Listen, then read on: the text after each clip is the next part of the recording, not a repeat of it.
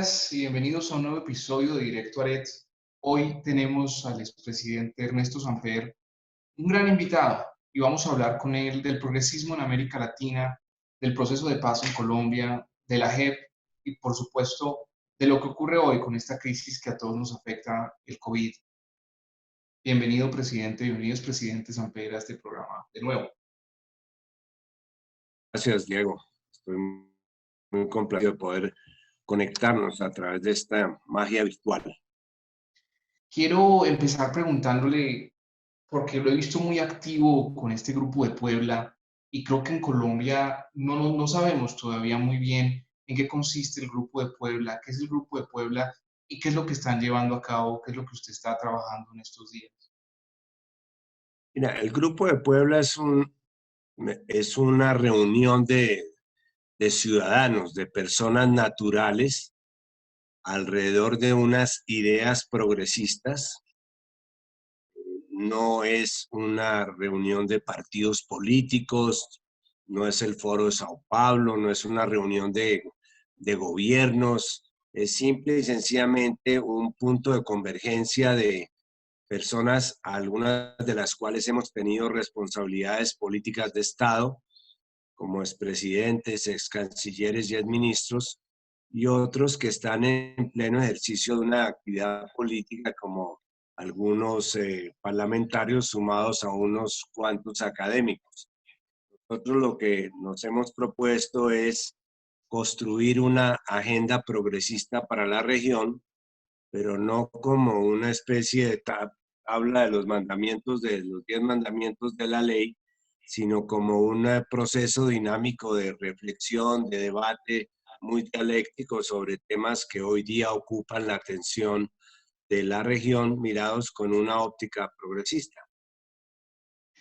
Quiero preguntarle por el progresismo porque en Colombia la palabra progresista pues está asociada muy, digamos, en la cotidianidad y en el estado de opinión está muy asociada al sector de Gustavo Petro y al sector, digamos, de la Colombia humana y a este sector de izquierda, centro izquierda quizás.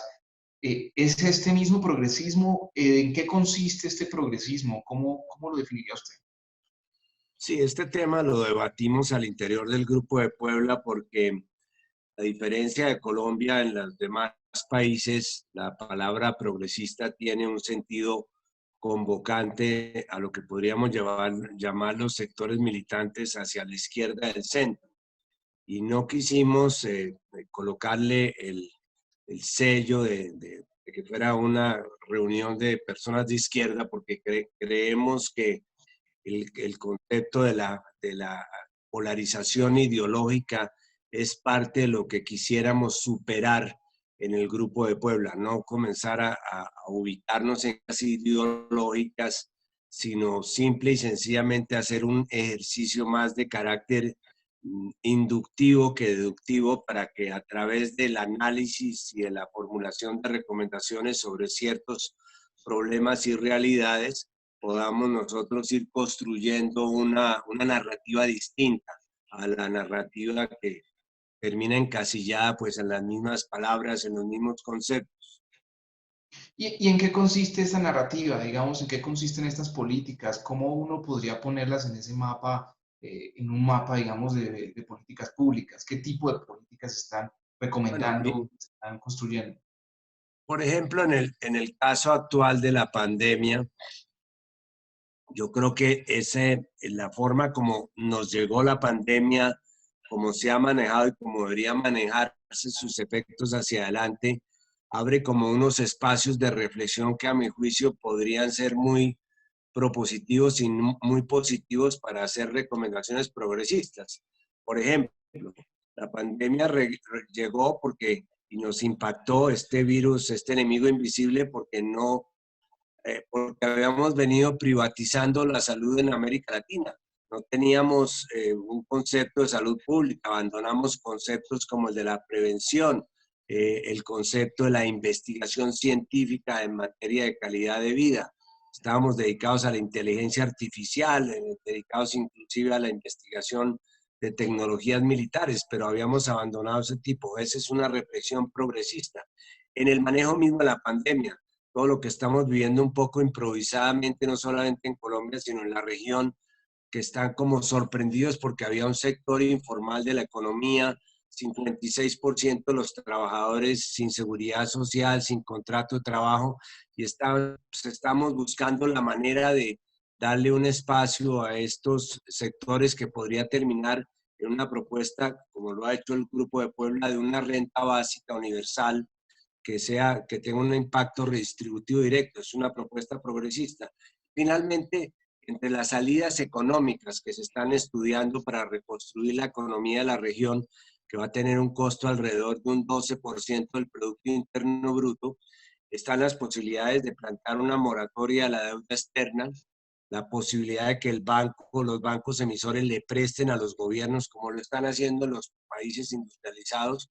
Antes era una especie de herejía hablar de esas salidas económicas, y eso son reflexiones progresistas. En eso consiste la agenda, en tomar realidades y datos circunstanciales y sobre esos datos, de alguna manera, reflejar lo que fueron nuestras propias experiencias y lo que estamos compartiendo con otros sectores. Yo tengo una pregunta que hemos compartido con los últimos dos invitados. Los últimos dos invitados han sido el expresidente Álvaro Uribe y el ex vicepresidente de Nicaragua, Sergio Ramírez. Y le voy a preguntar a usted la misma pregunta. Y es, cuando uno escucha los discursos del expresidente Samper, todos parecen estar de acuerdo, pero cuando uno revisa las políticas, uno se da cuenta de que lo que se mantiene es o un neoliberalismo más o menos escondido detrás de políticas asistencialistas o un evidente asistencialismo, en el caso, digamos, de países como Venezuela o países, quizás Cristina Kirchner, por supuesto, que también tuvo ese tema asistencialista. Entonces, Evo Morales, también un tema asistencialista. ¿Cuál es la verdadera política que está debajo de este progresismo? ¿Cuál es la propuesta real? ¿Por qué hoy en día escuchamos tan distintos, digamos, sectores políticos y parecen que proponen lo mismo? Pero, ¿cuál es la diferencia entonces? ¿Cómo hacemos para notar diferencias de verdad? Si de verdad no existieran diferencias, deberíamos estar mucho mejor de lo que hoy día estamos. Ya en el curso de 3 meses de la pandemia hemos perdido alrededor de 20 millones de empleo en la región.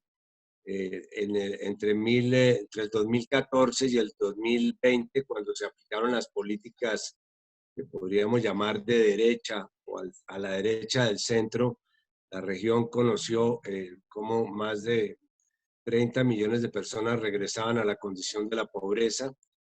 Y hace 4 meses en este país se está hablando de una nueva reforma tributaria que consistía en quitarle impuestos a los de arriba y agregarle impuestos a los de abajo. Luego, no sé si en la discusión teórica le parezcan que son similares las propuestas, pero cuando uno va a la realidad y compara lo que han sido los proyectos sociales de lo que podríamos llamar el socialismo democrático entre el 2014 entre el 2004 y el 2014, sus resultados sociales y lo que estamos viviendo en los últimos 6 años, en lo que podríamos llamar la restauración conservadora, pues existen unas diferencias sustanciales, especialmente en cuanto a sus impactos sociales.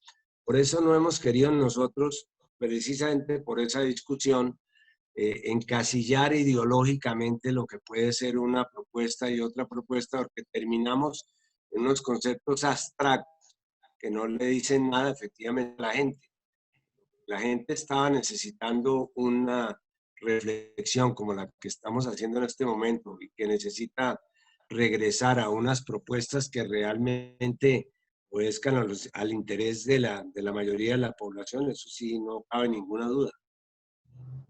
¿Usted cómo calificaría la actual política del presidente Duque, tanto en la pandemia como en la economía?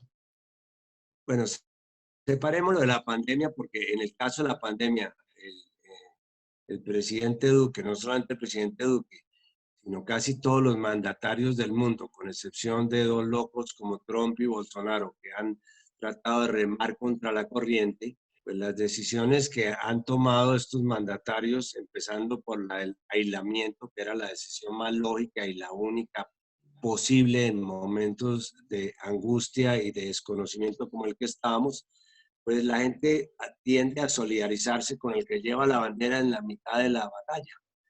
Esto es lo que explica por qué los gobiernos han ido aumentando su popularidad, empezando por el presidente Duque, que también lo ha hecho bien. Sin embargo, yo retomo lo que decía hace 6 meses. Yo he visto en Colombia gobiernos malos, gobiernos buenos, pero lamentablemente aquí lo que veo es un no gobierno. Si no se le ve la columna vertebral al gobierno. No dice uno va por aquí o va por allá, si no estuviera de acuerdo. No le veo una columna vertebral. No ha logrado definir un perfil que permita pensar dentro de 2 años. Hombre, recordamos a Duque, no solamente por el manejo de la pandemia, que repito, lo excluyo, sino por estas decisiones. Y eso se debe, digamos, a una incapacidad política o a una falta de visión, una falta de proyecto, o que el uribismo de alguna manera no ha logrado renovar un modelo que lleva prácticamente 20 años dirigiendo Colombia. Eso se debe a que ha gobernado con el vestido de otras personas. Hemos muy, esto del gobierno que hemos conocido ha estado muy supeditado en los temas del sostenimiento de los acuerdos de paz, a la rivalidad del presidente del Centro Democrático con el presidente Santos. En el caso de la política internacional, que a mi juicio ha sido uno de los sectores más desastrosos que hemos tenido en los últimos 2 años, hemos estado directamente, ni siquiera mirando hacia el polo, hacia el norte, sino prácticamente subordinados a las prioridades internacionales de la política exterior de Estados Unidos, que no ha sido en los últimos años, como usted sabe, Diego, pues la política más cercana a América Latina. Es decir, si algún gobierno ha tenido una posición distante, inclusive agresiva con la región, ha sido este gobierno en el tema de migrantes, en el tema del calentamiento global, los compromisos del cambio climático, en el tema de la paz, en el tema inclusive de la propia lucha contra el narcotráfico. Entonces, el gobierno ha gobernado con ideas prestadas y eso hace que no tenga un perfil. No es que el presidente no tenga las condiciones personales, creo que las tiene, pero no tiene un camino y eso es mortal para un gobierno.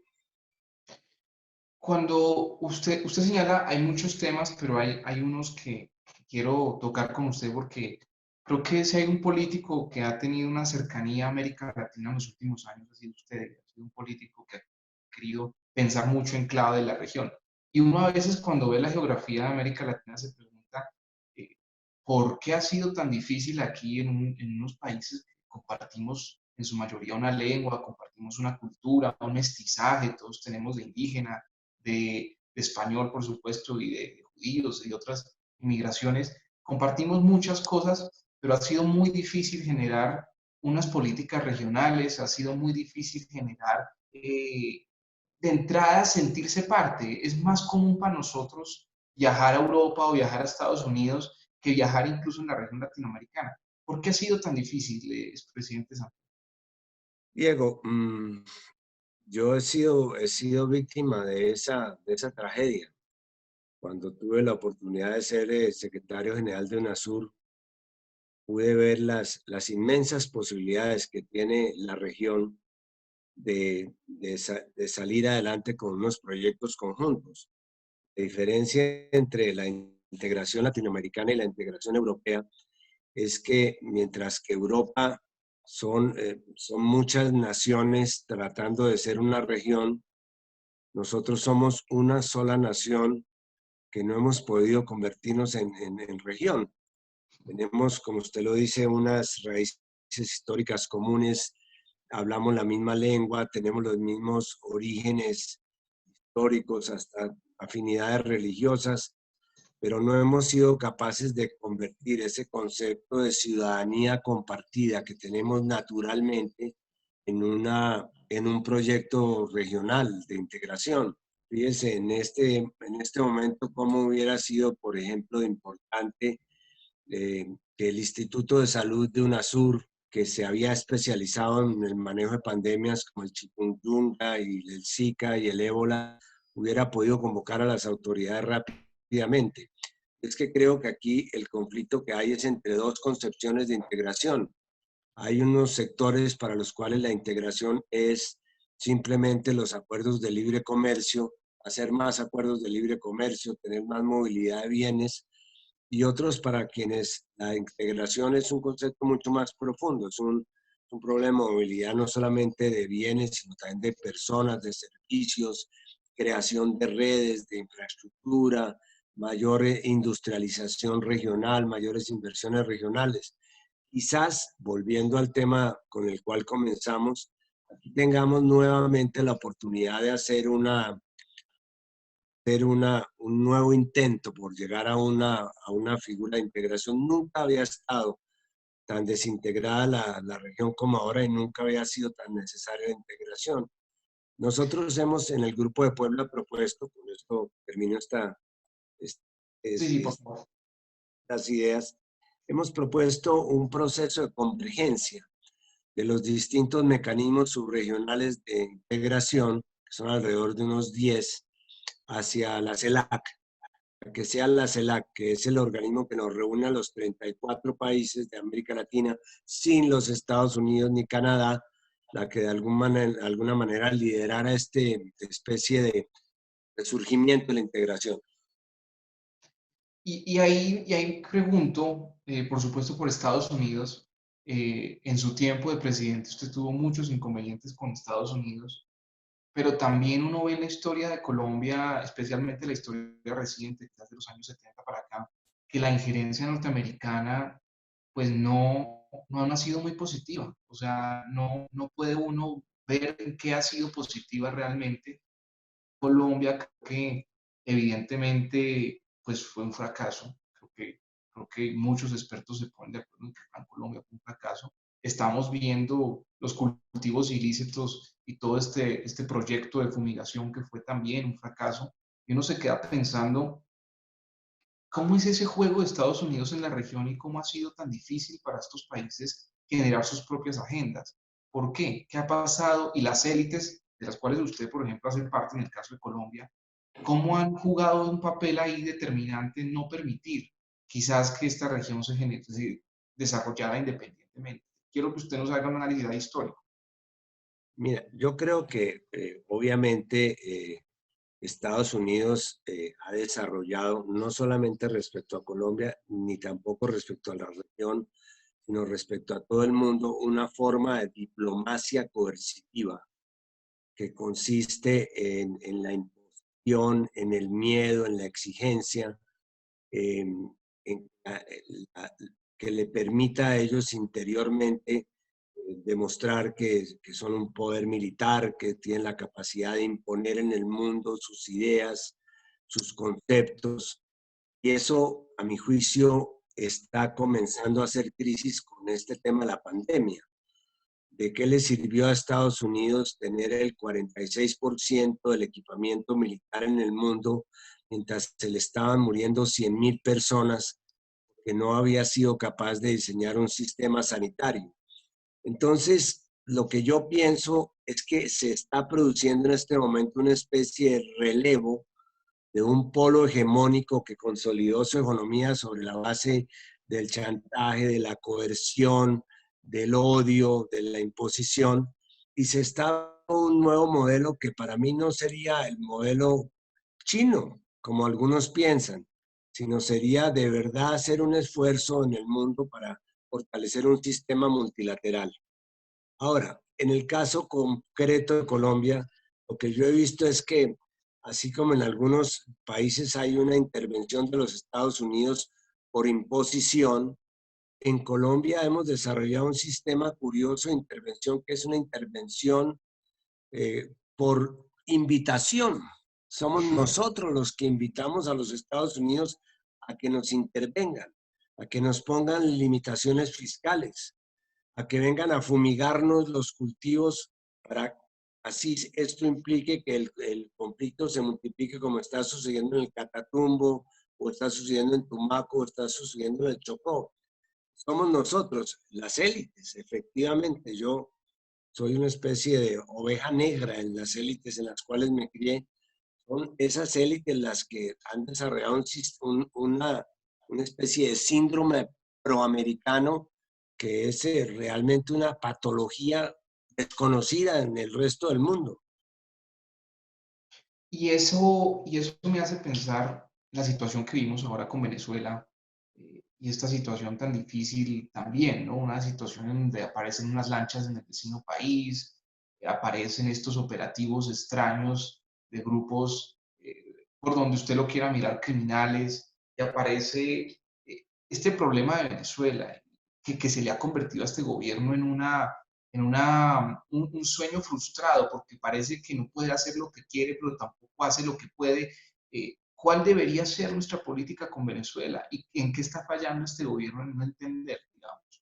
Bueno, lo primero, eh, el único país de la región que no se podía dar el lujo de tener una posición confrontacional con Venezuela era Colombia. No digo que hubiera apoyado a Venezuela, pero hubiera podido tener una posición especial frente a Venezuela. Tenemos demasiadas relaciones de encuentro con Venezuela como para ponernos a jugar con fuego como hemos estado jugando en estos años. 2.600 kilómetros de frontera. Teníamos 8.000 millones de dólares de exportaciones que hoy día están reducidas a 300 millones. Teníamos 5.000 millones de dólares en inversiones, de las cuales se perdió una buena parte de ellas. Tenemos 2 millones de colombianos todavía viviendo en Venezuela y 2 millones de venezolanos viviendo en Colombia. Se necesitaba una relación mucho más inteligente que la que hemos tenido, que es una relación que si no hubiera habido los últimos 8 muertos en el intento, pues, estilo película de Hollywood, de llegar a tomarse el poder con 2 marines, exmarines americanos, si no hubieran existido esos 8 muertos, sería una comedia, pero ya se convirtió en una tragicomedia que empezó con la famosa operación humanitaria Cúcuta, que fue un absoluto fracaso, que se suponía que iba a despertar una guerra civil que no se produjo porque instalaron un camión en la mitad de un puente. Luego, hablando del puente, el intento de derrocar al presidente desde un puente de común acuerdo con el ministro de Defensa que nunca apareció a una cita en un puente. Y este último episodio forma parte de esta comedia, que esta tragicomedia en que se ha convertido el tema de Venezuela. Pero el camino alternativo está ahí, que es el de buscar una salida democrática y pacífica a través del diálogo para Venezuela. Es verdad que el presidente Maduro tiene que irse y tiene que someterse a unas elecciones generales que sean el resultado de un acuerdo con la oposición, pero también es verdad que hay que desbloquear económicamente a Venezuela porque nadie hace unas elecciones con la mitad del país bloqueado económicamente. Eso sería absolutamente insostenible. Entonces, lo que hay que buscar es la vía que han estado trabajando la Unión Europea, el Papa Francisco, Naciones Unidas, el grupo de contacto que tiene unos voceros en Argentina y en México y en Uruguay, hasta el último gobierno. Entonces, hay un camino. Usted, expresidente, ¿usted cree que Maduro sí quiere negociar y si quiere de alguna manera hacer una transición democrática o una transición en un ambiente de paz? ¿Usted tiene Yo esperanzas creo en Maduro? que hay que salir de los falsos dilemas para encontrar salidas en política. Si uno convierte la salida a un problema político en un dilema falso, pues simplemente no hay salida. Todo el mundo está pensando en si es Maduro o si no es Maduro. Si en este momento le entregaran al señor Guaidó, que no ha tenido muy buena suerte últimamente, entregaran a Venezuela en la situación en que se encuentra, tanto política como económicamente, tampoco podría gobernar si tiene un partido en contra en el otro lado. Aquí lo que se necesita es una solución dialogada, concertada, apoyada internacionalmente. Y no sé si Maduro esté o no de acuerdo con esta tesis, a lo mejor no esté de acuerdo, porque él de lo que ha hablado es de hacer las elecciones parlamentarias. No, yo creo que hay que disolver la Asamblea Constituyente que se constituyó, hay que elegir un nuevo parlamento, hay que elegir nuevos gobernadores, nuevos alcaldes y también nuevo presidente. Para que eso se dé, se necesita claramente de que haya una situación que desbloquee económicamente el país para que la gente libremente pueda escoger su camino. Quiero hablar de Colombia de nuevo y hablar del sistema integral de justicia, al cual usted ha apoyado, por supuesto, la JEP y pues, la Comisión de la Verdad, etcétera, que vive momentos difíciles, no han sido relaciones sencillas con el actual gobierno. Y usted habló en algún momento de hablar en la JEP, no sé si, ¿cómo está esa situación suya con la JEP? ¿Cuál era su planteamiento para ir a la JEP? ¿Por qué un expresidente? ¿Qué ejemplo quería dar usted? ¿Y qué contó? ¿No puede repetir acá alguna de las cosas que usted considere valiosas que contó allá? Mira, como usted bien sabe, Diego, la JEP tiene 3 unidades, que son la Comisión de la Verdad, que preside Pacho de Rú, el Especial para la Paz, que preside Patricia Linares, y la Unidad de Búsqueda de Personas Desaparecidas. Cuando el Congreso de Colombia aprobó una ley en la cual exoneraba a toda la sociedad civil, incluidos los expresidentes, de asistir al sistema de verdad, justicia y reconciliación, es decir, a esas 3 entidades, hacer su aporte a la construcción de la verdad, que a su turno permitiría dar unas medidas distintas en materia de justicia y reparación.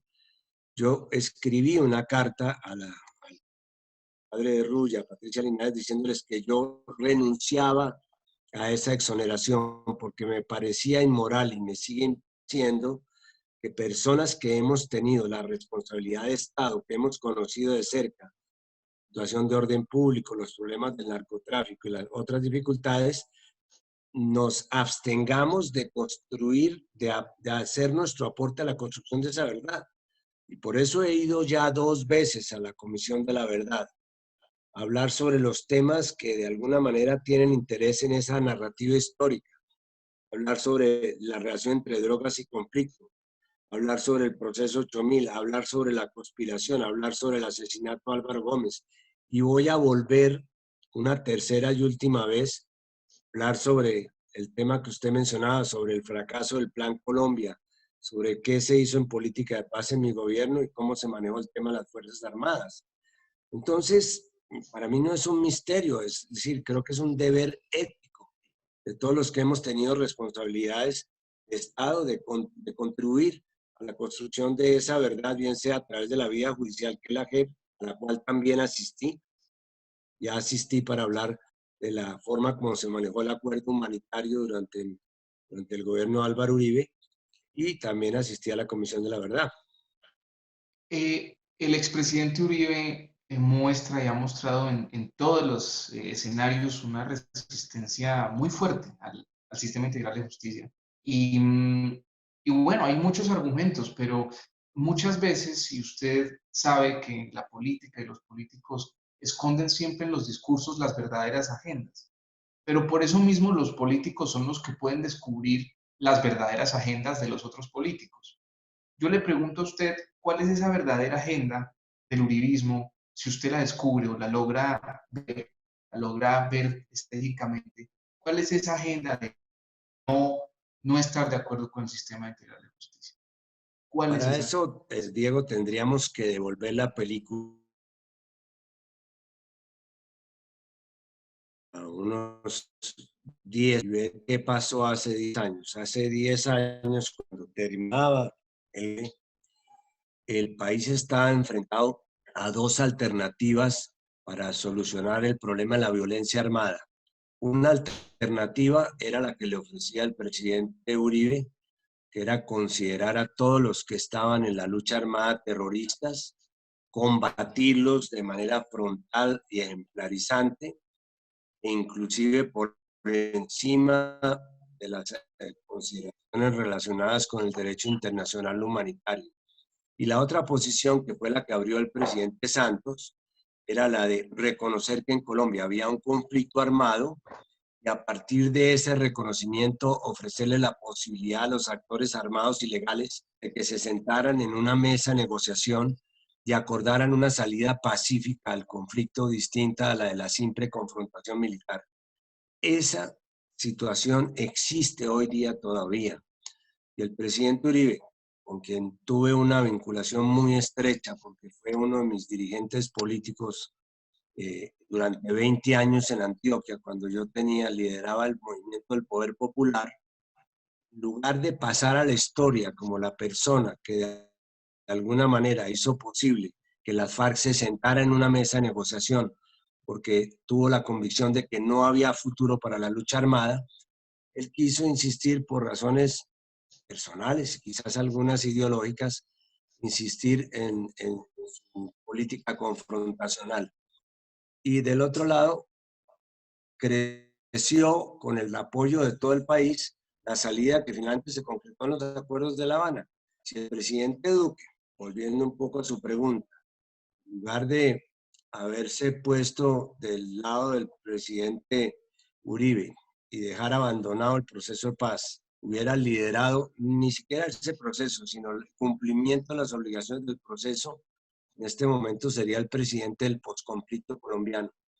Pero está quedando ni en una orilla ni en la Sí, otra. pero usted no me respondió, quizás no descubrí su respuesta. ¿Cuál es la razón esencial de el uribismo y de Uribe, del presidente Uribe, en no, digamos, seguir esa línea o no estar de Primero, acuerdo con? su convicción, seguramente que la mantiene, a mi juicio equivocada, de que en este país no hay una salida política y democrática para el conflicto, sino que hay que endurecer la respuesta a los sectores armados ilegales, e inclusive legitimando la acción de otros actores ilegales que están desde el lado de los paramilitares. La segunda, pueden existir razones de orden personal de su sentimiento con la forma como el presidente Santos sacó adelante las políticas de paz, un poco traicionando, entre comillas, lo que era aparentemente un compromiso para el presidente Uribe lo apoyó. No hay que, en política no hay que meterse demasiado profundo para encontrar las causas, mucho menos en Colombia, donde todo está navegando en la superficie.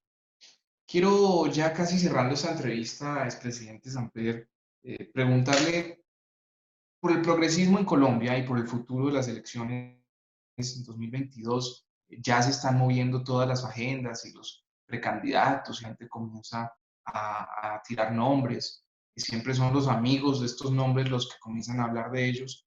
Y yo quiero hablar de a quién usted le gustaría apoyar. Si le digo tres nombres y entre esos no está una persona que usted quisiera ver de presidente, puede decirme usted el nombre. Yo le digo tres nombres. Un nombre, Alejandro Gaviria, rector de la Universidad de los Andes, quien ha tenido una visión bien distinta de la política de drogas, la política de salud, etc. Otro nombre, por supuesto, que está en ese progresismo, ya más de acá, el progresismo colombiano, es Gustavo Petro, se consolida pues con una voz, la voz más importante, digamos, del disenso y de la izquierda colombiana. Y otro nombre que se me ocurre también es Camilo Romero. ¿Usted le gustaría alguno de esos tres nombres? ¿Cuál preferiría? ¿O hay un cuarto que usted quiera, le gustaría ver? Alejandro Gaviria. O sea, esto es muy interesante. Está usted aquí dando una lección muy interesante, presidente. Me pides un perfil que corresponda a un nombre. Alejandro Gaviria, en este momento, creo que interpretaría, digamos, lo que yo he llamado un espacio progresista para Colombia. O sea, ¿considera usted que podría y debería ser el presidente? ¿Le recomendaría a usted? No lo estoy lanzando, no me gusta jugar al nominalismo, a reducir todo a nombres propios y apellidos.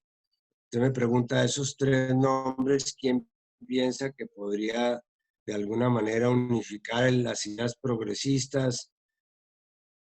Eh, en la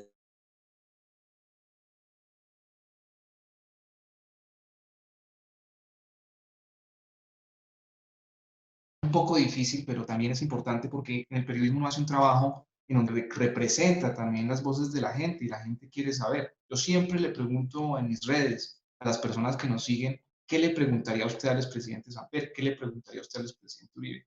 Y todos me hablaron, por supuesto, muchísima gente. Surge de nuevo ese tema del proceso 8000 y de Álvaro Gómez. Ahí está, ahí está.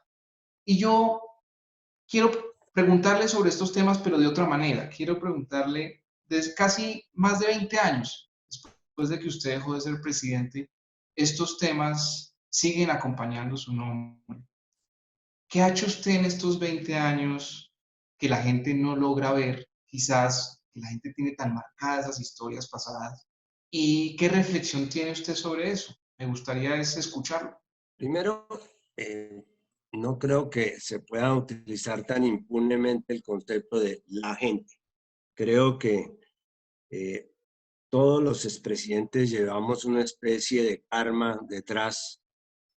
El de Belisario fue el Palacio de Justicia, el de Gaviria fue el tema de lo de Pablo Escobar y la extradición. En fin, cada uno lleva como su karma detrás. Y esto es parte del oficio, de que uno tiene que vivir con sus pecados, los que le imputan, y vivir también con sus virtudes. Pero en el caso concreto del proceso 8000, casualmente en la Comisión de la Verdad, la última comisión que me pidieron que hablara, yo dije, sí, yo hablo del proceso 8000, pero también hablo de la conspiración contra mi gobierno y del asesinato de Álvaro Gómez Hurtado, porque los tres factores están totalmente interrelacionados. Es verdad que los sectores del narcotráfico lograron infiltrar mi campaña y nosotros no tuvimos conocimiento hasta cuando no hubo pronunciamientos judiciales que demostraron que los administradores de la campaña, a espaldas de los demás miembros de ella, habían prácticamente utilizado la campaña para lavar dólares del narcotráfico, para lavar pesos del narcotráfico.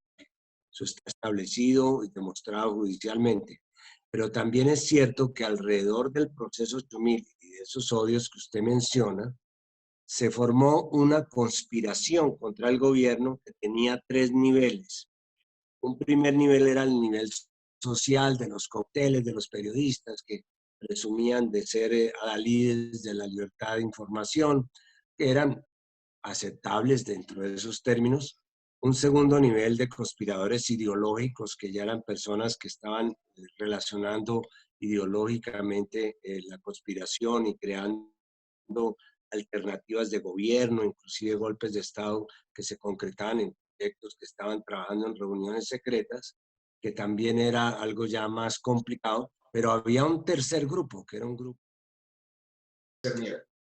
tercer nivel de la conspiración que estaba formado por militares, exmilitares, algunas personas de los conspiradores ideológicos, y este fue el grupo que resultó inicialmente comprometido con la primera hipótesis. Empezó a trabajar sobre el probable asesinato de Álvaro Gómez Hurtado. Después surgieron otras hipótesis. Todos estos temas fueron desarrollados ampliamente en mi última intervención en la Comisión de la Verdad y están colgados en nuestra página web por si quieren profundizarlos. Los Pero en compartimos, síntesis, perdón. los compartimos con nuestras redes. Exacto. Pero finalmente lo que quería señalar es que no se podía mirar tan sencillamente el tema del 8000 como se manejó mediáticamente, sin tener en cuenta los otros dos temas, que fue el tema de cómo se montó una conspiración alrededor de las personas que eran enemigos ideológicas del gobierno, que lo hicieron manifiesto con el 8000, sino también cómo esto llegó hasta delitos de sangre que le costaron la vida a Álvaro Gómez Hurtado.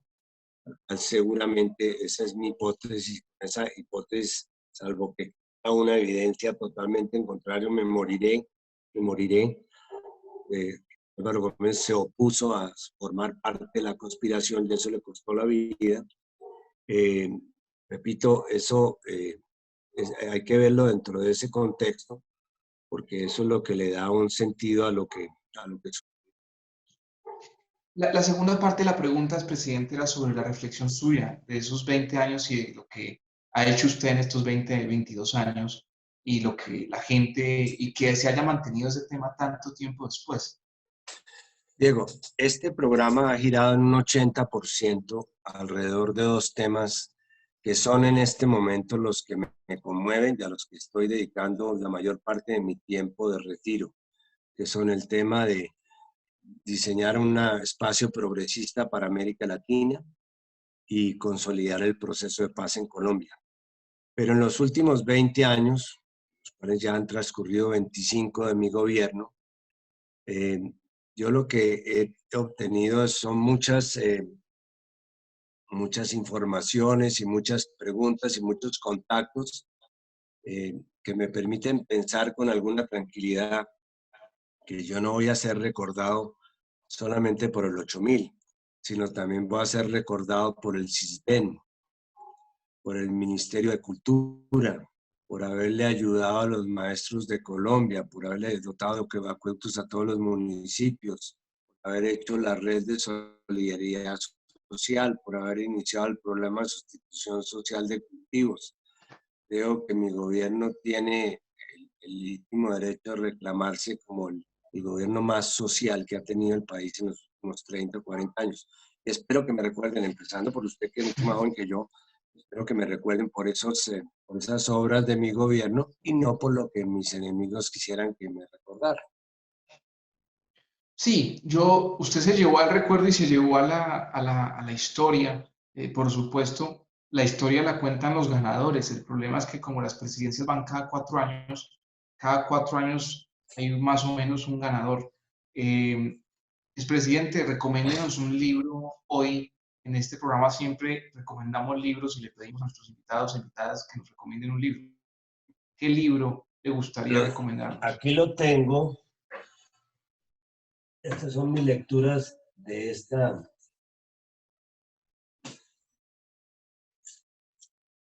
Mira, este es muy bueno, que es el último libro de Piketty, que es el ideólogo más importante, es un profesor francés sobre el progresismo. ¿Sí lo vieron allí? No, no, no, póngalo más hacia la cámara, hacia arriba. Ahí está, un poco más hacia atrás. El Capital, dice. Sí, de El Piketty. Capital de Thomas Piketty. Y este, que es un libro de dos premios Nobel, se llama Repensar la pobreza, de dos franceses, Ok. es muy interesante. Pues Y con esta crisis nos va a tocar repensar la pobreza, presidente. ese es el mensaje que tengo. Y este es el de Bolívar, escrito por una mujer. Es Bolívar mirado con ojos de mujer. La primera biografía que yo me he leído de Bolívar, escrito por María Arana, que es una peruana, que es fascinante porque es como Bolívar visto con otros ojos. O sea, Tengo más, pero ¿qué? le cuento un dato curioso. El expresidente Uribe recomendó leer a Piketty y recomendó leer un libro sobre Bolívar. Bueno, fíjese, es que el presidente Uribe todavía conserva rastros de lo que alcanzamos a trabajar juntos. Me encanta saber que esté nuevamente por el buen camino. Toca que lo llame y intercambien lecturas. Sí, no, Presidente, estamos en dos orillas ideológicas totalmente distintas. No me gusta su manera de hacer la política. Lo conocí cuando él era un liberal a secas, pero con ideas bastante progresistas que se le fueron olvidando. Pero de todas maneras, en el tema personal nunca hemos tenido una contradicción personal, ni nunca hemos recurrido a lo que hoy día lamentablemente es de usanza en Colombia, y es siempre terminar en discusiones o en alusiones personales, lo que son legítimas diferencias en cualquier democracia. expresidente, nos vamos con una canción. ¿Con qué canción nos vamos a ir en este programa? Y ya cerramos esta entrevista. Ay, vámonos con Gracias a la Vida. Ahora para la pandemia, la canción de ¿En la versión de Violeta quién? Parra. En la ¿La de versión de quién? Violeta Parra. Sí. Muy bien, nos vamos con esa canción. Muchas gracias. Se la dedico a todos los que están encerrados. Quiero pues despedirme. Muchas gracias a todas y todos por estar conectados con este episodio de Directo a Reds, hoy con el expresidente Samper, siempre con invitadas e invitados de primera. Muchas gracias. Bueno, Diego, gracias. Muchas gracias.